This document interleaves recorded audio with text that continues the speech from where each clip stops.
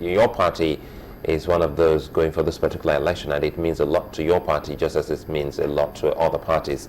For the PDP, they have observed this, and you're also saying, well, it's not about result sheets, but for the incident forms, in some places they were not provided. Did you make any complaint, or have you held any meeting with INEC to see that this will be averted? Or have you been assured, given some form of assurance by INEC, that it will occur? INEC has assured that they will make sure that every material needed by everybody, by all the polling units will be made available. I want to believe they will do their best. So what's the story you're getting from INEC concerning the card readers? Because they have told the nation that they're going ahead with the card readers for the Saturday election.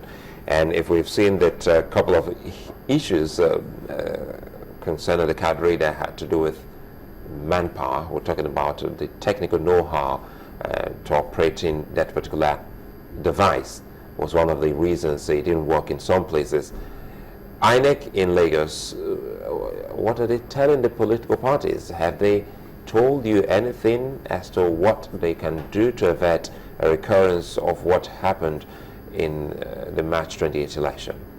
Yeah, what INEC has said so far is that, they have some issues with the card readers, and that they've rectified them, and that they'll put everything out. In fact, what we identify mostly as to the reason why some of the card readers did not work was just this thin film, that wasn't, covering, and it's part of the technical know-how, because it's as simple as that. If someone, they remember to take that off, then I think everybody now is now listening.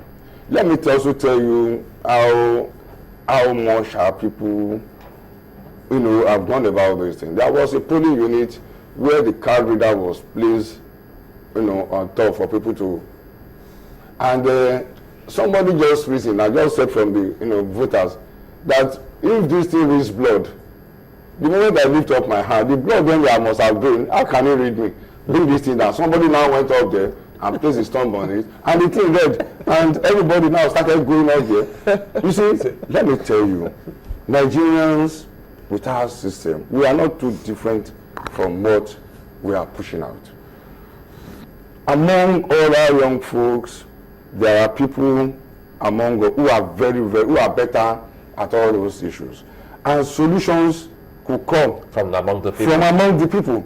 The only thing I think we need to do is we need to keep broadening our minds as to see that, look, all these things are not as ancient and not as distant from us as this seems to be.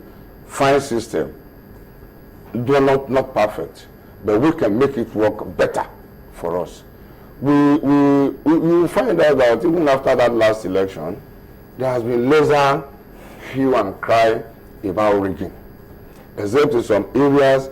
And what I see most as being an hindrance to participation in the election have been political violence. That is just one area I think we need to focus on very much. In terms of preparations, the world has acknowledged that INEC came up very well. But again, as for us too, how much? I'm coming back to you when you say as for us. When we talk about focus, it should also be the task of the political parties, because I hardly have seen any report as a journalist where those who are not party members will be the ones to foment trouble or unleash mayhem against any other one who's voting on election day. So we're talking about political violence. How much of it have you sold out to your people, letting them know that in the face of provocation? Recall that it is one of the high points of channels leading up to the May 28 election, asking everyone to commit to peace. How much have you done within your party? You will recollect that at no time has anybody been able to directly, indict my party has been violent.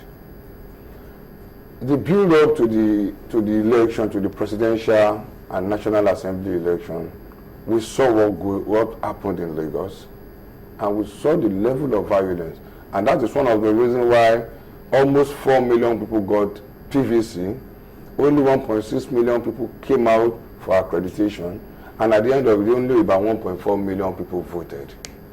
It is the fear that was instilled in some. Like when Shifowo Koniran was saying that he kept mentioning Oshodi. In Oshodi, there were gunshots on the eve of the election to the extent that a whole ward, they all just refused to come out to vote, just for fear of violence. A lot of them just refused to come out to vote, and this had its impact. So for me, we have a tradition of, peaceful conduct during the election process, and it has been part of our campaign training for our, for our members. You said you started. Sorry to cut you there. We were looking at time. You said you started your door-to-door campaign, and what's the message you're getting from the people? Yeah, that our message has been very simple. No, what's the message? What's the vibe you're getting from the people when you talk to them? What kind of feedback do you get from them? We keep assuring them what they tell us is about this political violence, is about violence that hopefully they have, and we assure them that they could see what happened on the election day. There was no violence on election day. That what this violence were meant to do was just to keep you away from coming out to vote.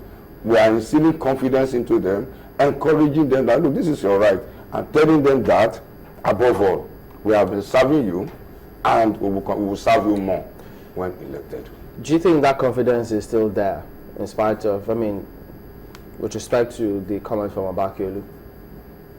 Obakiolu's comment does not have anything to do with that. It doesn't have anything to do with What do you think about his comment, his speech? What I think does not matter. Yeah, but what do you think? I don't think anything. You don't think anything? I don't think anything. There was a statement that he didn't say so, and I believe him. And that is just my own take. You believe? I believe Obakiolu that he said, well, that he that's didn't not what he say meant, and that is just it.